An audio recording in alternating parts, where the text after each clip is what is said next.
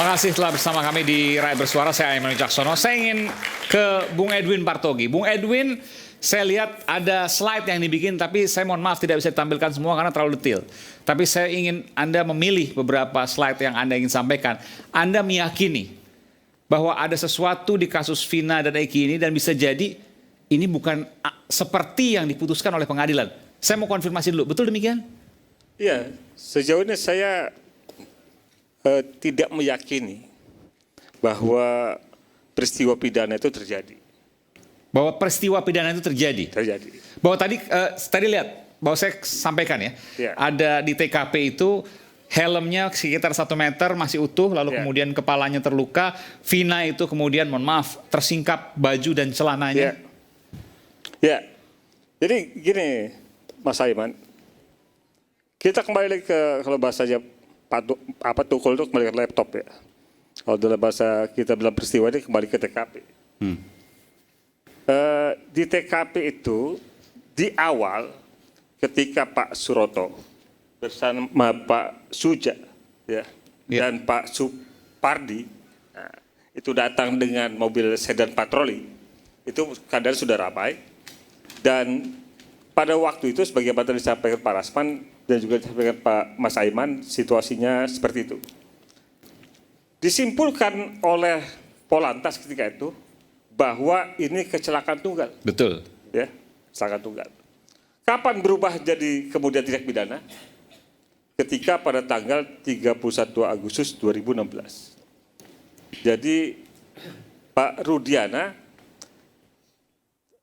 dengan prasangkanya, dengan melihat situasi jenazah anaknya, tentu kita semua juga bersedih hati dan turut berduka atas peristiwa itu merasa bahwa ini bukan peristiwa kecelakaan, tetapi ada peristiwa pidana. Iya, betul. Ya.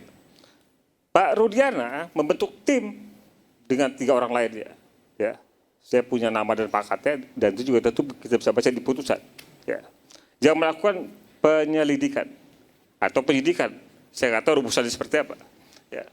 Tapi kemudian dia mendatangi TKP, dia mendatangi kemudian daerah dekat situ, kemudian bertemu dengan saudara A dan D lah. Ya.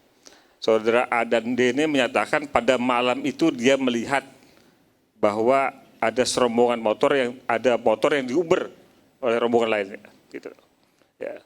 4 jam kemudian orang itu si A dan D itu menelpon Rudiana bahwa orang yang dimaksud ada. Ya. Di SMP 11.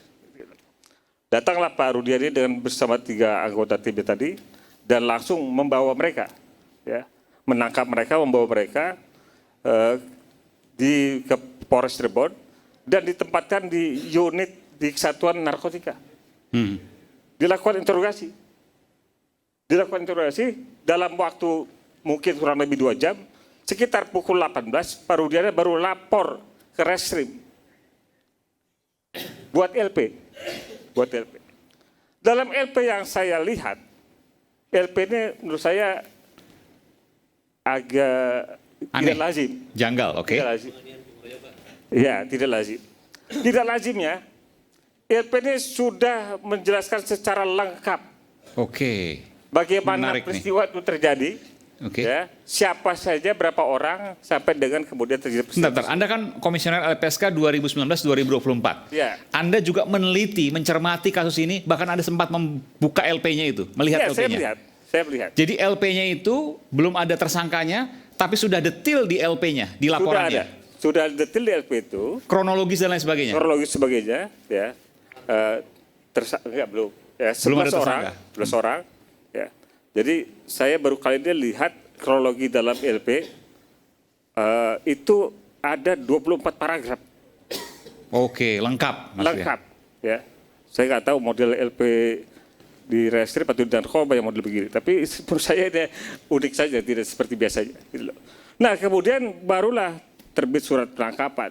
Tapi orangnya sudah semua ada di Polres, ya. Sudah ada 8. Kemudian salah satunya kemudian dibebaskan atau dipulangkan, yaitu Aldi kalau salah. Ya. Bukan. Nah, dari peristiwa ini kemudian berlanjut dengan penangkapan terhadap Rivaldi. Ya. Jadi kalau kita melihat, Mas Aiman, dari proses ini saja sebenarnya sudah bermasalah. Ya, ya. Ya.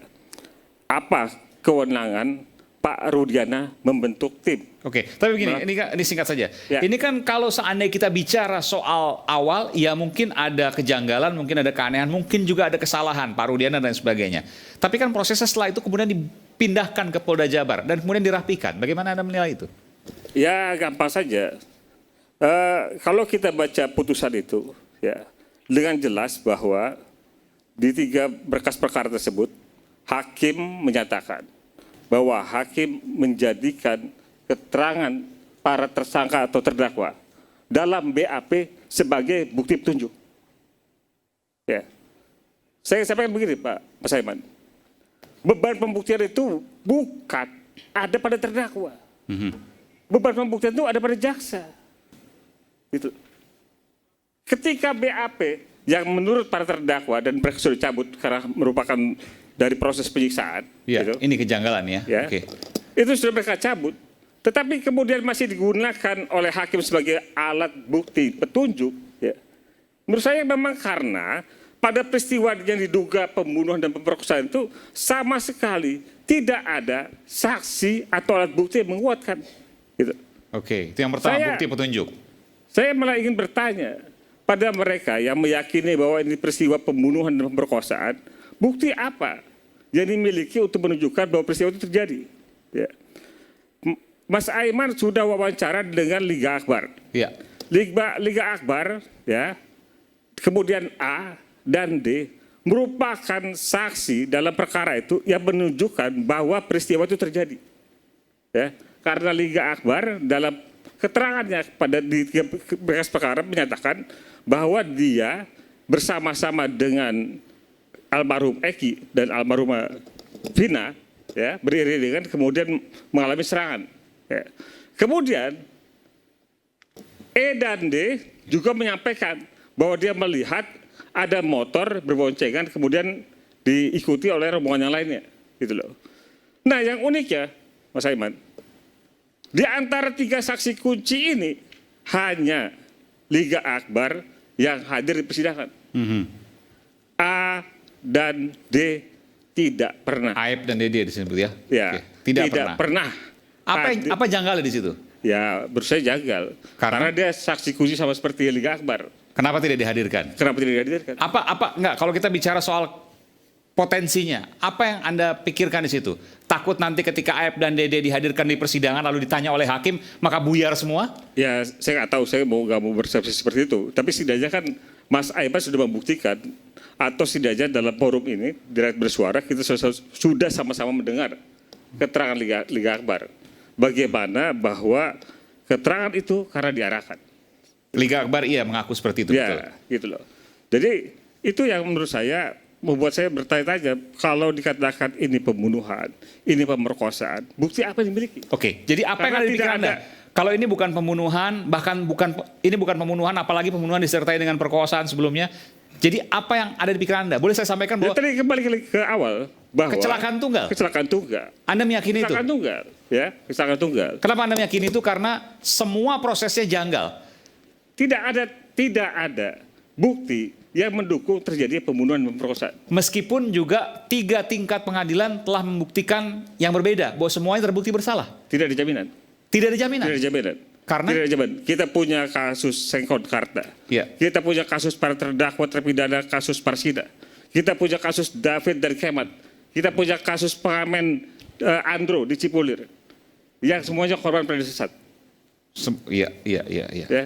Jadi itu Lig Sengkon Karta kalau tidak salah 3 tingkat pengadilan juga. Iya, kita bisa tambah sejumlah yang lain. Walaupun dalam konteks persentase itu kecil, tapi ada. Gitu. Oke. Saya menambahkan ya. Silakan. Kenapa ini memang kelihatan janggal sekali? Yang si Dani, yang sekarang katanya fiktif kata Polda Jawa Barat, Dani itulah yang melakukan penyebab kematian Eki itu karena Dani, karena pukulan Dani. Pukulan di rahang, itu hasil visum. Bukan yang sekarang dihukum. Sementara Dani sekarang dikatakan fiktif. Berarti perkara memang perkara fiktif. Memang kemungkinan perkara tidak ada. Perkara fiktif, perkara tidak ada. Kemungkinan tidak ada. itu. Kemungkinan tidak ada. Oke. Dan termasuk si Andi. Si Andi ini yang menyuruh. Anda juga meyakini sama, kemungkinan kecelakaan tunggal. Kalau ngelihat dari putusan pengadilan seperti itu. Mas Tetapi Evan, apapun namanya, bagi saya tidak ikhlas orang yang membunuh berkeliaran. Oke. Mas Evan, ya. Dalam putusan 3 berkas itu, semuanya menyebutkan DPO 3. Andi, Dani, Peggy Peron. Ya. Gitu loh. Tapi yang menarik Mas Evan, dalam perkara yang 2 dan 5, ya, dalam keterangan para saksinya, transaksi ya, saya tidak bisa dakwa dan menimpalkan hakim. Tidak ada peran Peggy Peron, tidak ada peran Dani, tidak ada peran Andi dalam transaksi. Ada keterangan tentang Peggy Peron itu di perkaranya Saka Tatal yang disampaikan oleh Sudirman, gitu loh. Tetapi menarik ya, dari dakwaan hingga menimbangnya majelis hakim itu masih memasukkan 3 DPO tersebut. Ya. Dan makin tidak kredibelnya putusan ini karena kemudian putusan ini diklarifikasi oleh Polda Jabar bahwa yang benar hanya 1. Oke. Jadi 2 DPO itu fiktif. Sementara keterangannya Sudirman juga bahwa yang melakukan yang punya motif terhadap serangan kepada Vina dan Peggy adalah Dani. Karena Dani punya minat tertarik sama Vina dan kemudian ditolak. Ya, ya. Itu yang membuat jadi motif gitu loh. Ada motif lain disampaikan bahwa karena Rivaldi tidak suka Ya. kepada Eki. Oke. Ya. Saya luruskan, Ya. saya luruskan. Motif yang mengejar itu bukan Dani, Andi. Saya membaca putusan. Saya berdasar Ya, putusan. kalau di putusan, ya, putusan. ada 3 Yang motif. kedua, kalau dikatakan si Dani tidak berperan. Si Dani dan si Andi lah yang memperkosa. Menurut putusan. Putusan, oke. Ya. Sudah itu juga si Dani yang katanya fiktif ini, Dani lah melakukan pemukulan di rahang yang menyebabkan kematiannya si Eki. Dan Dani itu tidak pernah ada. Dan itu fiktif kata polisi. Oke. Tapi ada perannya ada. Oke. Penyebab kematian karena si Dani. Nah ini menjadi lucu saya bilang. Ini janggal, aneh. Sangat janggal, sangat aneh. Oke. Oke. Saya tambahkan nih. Oke, tadi saya beri kesempatan kepada Bung Herwanto dan Bung Rasma. Kita akan kembali saat lagi tetap bersama kami di Rakyat Bersuara. Saya tahu Anda ingin menyampaikan, tapi nanti saya berikan kesempatan.